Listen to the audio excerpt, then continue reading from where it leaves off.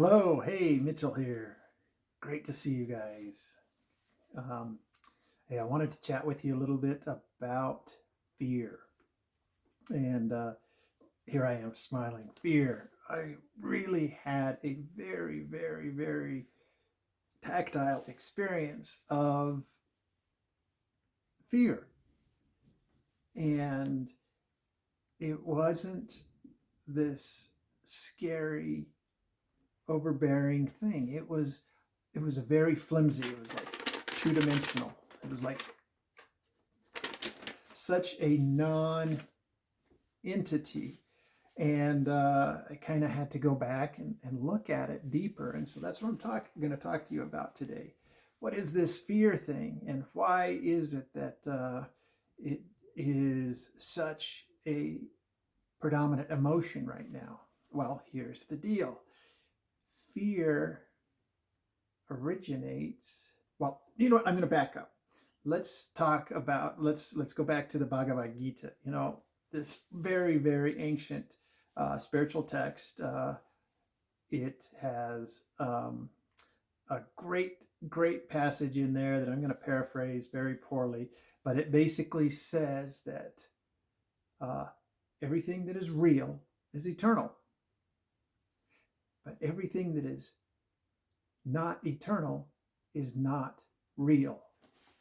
And I love to base everything on that. It's kind of like my litmus test. Hey, is this real? Now, of course, physical experience is physical experience, and we are playing here in this physical experience. But if we can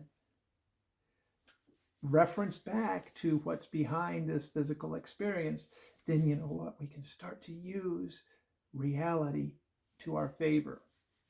So, why is fear so two-dimensional, or why did it come across as so transparent to me uh, in the wee hours of my meditation this morning? And fear can only exist in the tangibility of things, of in the uh, maybe the taking away of things, or the disassociation, or the threat to physical pain or something like that. That's all uh, where fear comes from. But every piece of where fear comes from is part of the physical reality, which is not reality, right? But we go back to let's compare that uh, with love, with appreciation, with gratitude, with kindness, with these, with peace, with joy. Now, those are based in reality or eternity. I don't, you know, love, the love, there's so many forms of love, but the part of love that's attached to things is not true, real love. Love is like thick, liquid reality. It's as close as we can get to this eternal reality that the Bhagavad Gita speaks of. And the furthest point from that would be fear and hate. And um, what are some of the others? I think, like um, grief is a very low vibration. And grief is fascinating because grief is relinquishing of an attachment. When somebody dies, there's that letting go of this attachment of something that was part of my experience for a long time or in a very impactful way, but it's only on the physical plane that happens. So uh, a low vibration or a dimension lacking, or an emotion lacking in dimension. So the only emotion that carries true dimension, multiple dimension, dimensionality can be these more sincere emotions: love, joy, peace.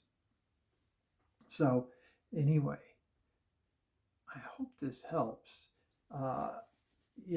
So much is going on in our socio-political world that is raising anxiety and fear and these other dark emotions. And let's look at the emotions themselves rather than only the events, or, what are these events to the greater reality also, but I think I'm just going to leave it at that. From here, I do want to remind you the basic breath. Why do I keep coming back to this? Because, my friends, the basic breath is coming into the body, out of the head. You come into the body. The body is connected in a more visceral way.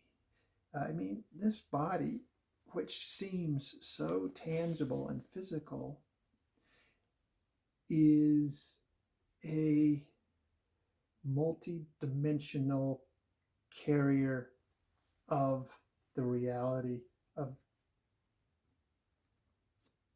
different thought, emotion, feeling, and permanent reality. So the body is far less transient than these. Well, thought too can be big, but right now we're using our thought only to look at what's happening out there and then creating scenarios of how that will affect me as one that, my mind is only here to help comfort this body. And the mind is going, no, I can't do that. I can't find my comfort in some of these scary things. And so come into the body, find your comfort here. All right. And I'm always encouraging, especially right now, to come into the solar plexus. So we're going to breathe in and out through the nose only, exhaling twice as long through the nose, not twice as much, just twice as long. And our inhales are not big inhales, but they're deep inhales. So our inhale is only maybe a 2 count, but it's a very slow 2 count. So, and then out.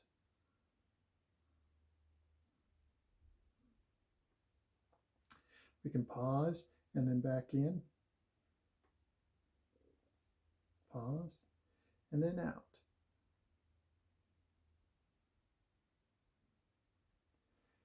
We keep bringing awareness, attention to the solar plexus,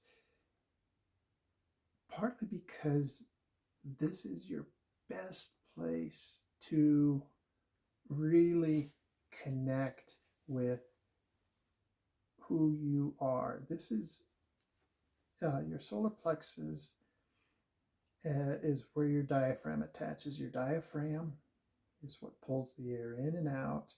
When you connect here, then you bring your breath deeper. And the other thing is that the diaphragm also stimulates the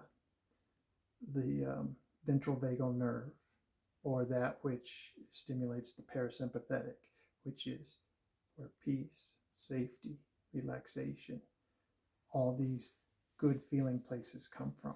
So just this in and out, only through the nose. We want to keep our mouth closed The reason we are not exhaling through the mouth is because we want to hold on to the carbon dioxide, because the carbon dioxide pushes the oxygen into the organs and the tissues. When we exhale through the mouth, we're off-gassing our carbon dioxide. We're not holding on to our oxygen, or we're not holding on to that. And so the oxygen gets stuck in the bloodstream, believe it or not. We become oxidized. Oxidized is rust, right? And we effectively cook ourselves faster as we breathe incorrectly. So, and by exhaling that carbon dioxide, we don't process the oxygen. We stay more in sympathetic. Sympathetic is fight or flight. I'm working with systems that are, hundreds of millions of years old here. And we've overdeveloped our sympathetic nervous system. Simply the basic breath is going to help remind us of our parasympathetic and our ventral vagal system, which is where we really need to start strengthening and toning. Okay, so I'm going to give you a toning exercise. We're getting all over the place on this video, but today we've overworked our sympathetic. That's what holds fear, is that fight or flight or that dorsal vagal lockdown. We need to start opening up in the front, and this will open the heart center, but we're going to open it by fueling our power center. So once our power center opens, we open up the heart center with far more impact on yourself and the world at large. So wonderful toning exercise. Like I say, we've been in sympathetic pretty much our whole lives. So by closing our mouth on the exhales, keeping our mouths closed, only breathing through the nose, we begin to turn down the sympathetic by exhaling twice as long as we inhale. We turn down the sympathetic response by putting the tongue to the roof of the mouth. We trigger the off switch for the sympathetic, and we begin to start triggering the on switch for the parasympathetic and the safety, rest, relax sensations. So our toning exercise is going to be, does this look familiar? I think we may have done this a while back, but we're going to push our hands together really firmly at our chest. But we're also, that's one part of it. Another part is find something directly in front of you, focus on it, and then take your peripheral vision out to the sides as far as you can. Okay, so we've got tongue to the roof of the mouth. That's the first place where our vagus nerve pops out. Our eyes are highly stimulated. There's another place where the vagus nerve pops out. And now we're pushing our arms together. We are dropping our shoulders down away from the ears, and we are beginning to tonify, activate this parasympathetic, our ventral vagal nerve. We need to strengthen that. We've been working out our dorsal vagal, our fight or flight for so long that it's the de facto overpowering us by de facto, by automatically. And we want to strengthen this. So another thing we're going to do then is we're going to inhale and then fully exhale. And then on the exhale, we're going to hold our breath. So our diaphragm is fully up, really putting pressure on this ventral vagal nerve while we press the hands together. So it's eyes gazing, wide, inhale, exhale,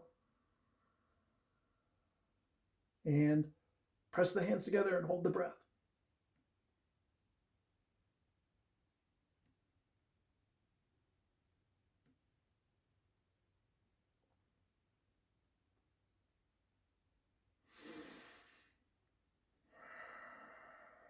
Release the hands. Let the eyes go steady. And now do this. I like to do it in cycles of 4. So 4 breath holds on the exhale. Hands together as tight as you can. Eyes looking forward, but wide as possible. Tongue to the roof of the mouth. We are turning on all these switches to build up this physical component of who we are that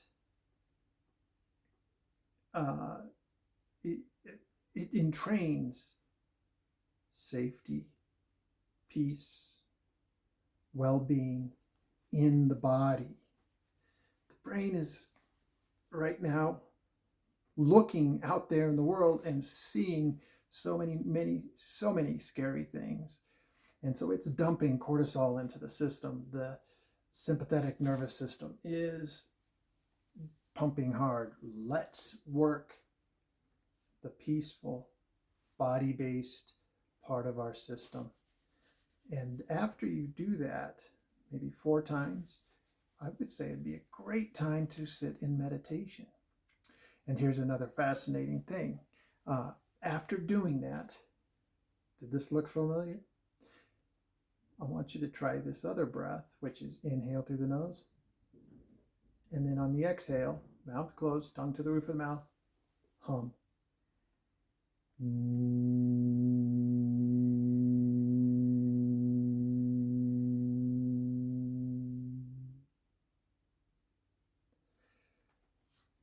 We're keeping the mouth closed, we're humming, we're bringing that vibration into the nasal cavity and down through the sternum.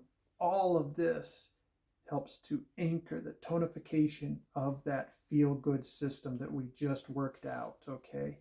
The humming itself releases nitric oxide, nasal nitric oxide from our nasal cavity into the bloodstream, which opens up our whole vascular system. So the blood flow in the brain, blood flow moves much better, much quicker, but it moves up into the hippocampus, into the prefrontals. Again, this is where we emit the feel-good chemicals, is the hippocampus, right? So come there, come here, come into this place, do the vagal release, 4 cycles, inhale, exhale with the hum, and you can do the exhale with the hum, I don't know, 10, 20, 30 rounds. I carry it throughout an entire meditation. Just close your eyes.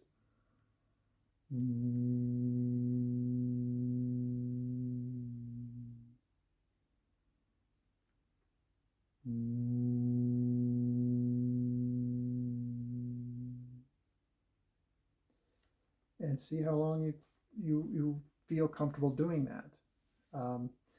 Let the hum bring you inside. Bring your attention, when you close your eyes, to the solar plexus. If the humming gets distracting, definitely turn it off, but begin with, I would say, 5 to 10 rounds of the humming after this ventral vagal toning, okay? I don't know, to me, this all felt very focused because we're dealing with fear. We're dealing with fear by putting our body into the game rather than just trying to mess with it up here. The more you enact the body and incorporate the body into your practice, the easier it will get for you. The mind's job is to keep the body safe. And when the body is telling the mind, hey, I'm good here. When the body itself is pulling the chemicals, the feel-good chemicals, the endorphins and the serotonins from the hippocampus just by physiological practices, then the mind kind of goes, oh, wow, the body is okay. And then there's so much less that the environment can actually stimulate in you. You can look at the news and it's like, oh man, what a bunch of poppycock. Or you'll say, oh, I can see how thin fear really is. How based, how ephemeral, how non-permanent these tactics of fear and hate and perpetuating this myth of lack are, how they just don't have the strength of one when they are really, truly in their power. So power is multidimensional, right? Bring your body into this practice. Thank you so much. Wonderful to see you. Talk to you soon. Bye-bye.